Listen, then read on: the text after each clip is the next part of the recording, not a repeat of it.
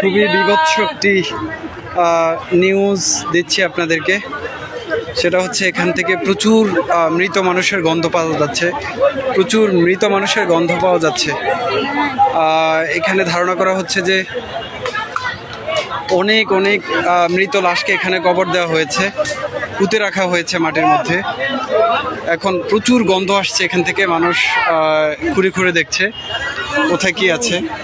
প্রচুর এখানে গণকবর দেওয়ার শঙ্কা করা হচ্ছে। প্রচুর প্রচুর অনেক গন্ধ বেরোচ্ছে এখান থেকে। এই জায়গাটি হচ্ছে গণভবনের ভেতরের সামনের সাইড। অনেক মানুষকে এখানে পুঁতে রাখার আলামত পাওয়া যাচ্ছে। আমি আপনাদেরকে একটু দেখাচ্ছি। এখানে এই যে নতুন চিহ্ন দেখা যাচ্ছে, চিহ্ন দেখা যাচ্ছে যে এখানে গণকবরের চিহ্ন পাওয়া যাচ্ছে গণভবনের ভেতরে। প্রচুর মরা লাশের গন্ধ বেরোচ্ছে এখান থেকে। এখানে উৎসুক মানুষ দেখতে পাচ্ছে।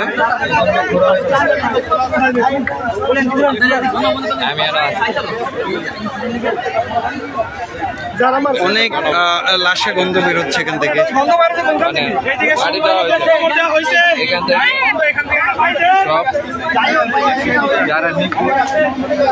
এখানে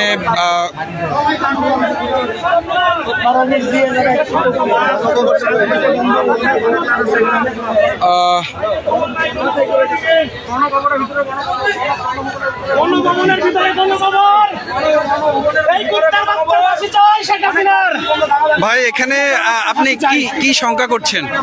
ভাই এখানে 1000 উপরে মানুষের গণকবর দেওয়া হয়েছে ভাই গণভবনে। জি, 1000-এর উপরে গণকবর দেওয়া হয়েছে।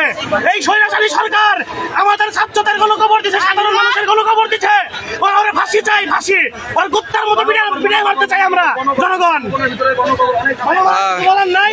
জি জি, ধন্যবাদ। ফাঁসি দেওয়া, ফাঁসি দিতে হবে ভাই। এখানে সবার দাবি একটাই, ফাঁসি দিতে হবে। জি, ইনশাআল্লাহ। জনগণের একটাই দাবি, সাধারণ মানুষের দাবি, আমাদের ছাত্রদের দাবি, সবার দাবি ফাঁসি চাই। আমরা আর কিছু চাই না, ফাঁসি চাই, ফাঁসি চাই, ফাঁসি চাই, ফাঁসি চাই। এই মুহূর্তে এখানে মানুষ ক্ষোভে ফেটে পড়ার মতো অবস্থা।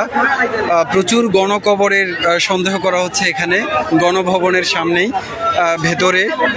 তো এখান থেকে প্রচুর গন্ধ বেরোচ্ছে। এখানে টেকাই রায় হয়ে পড়ছে।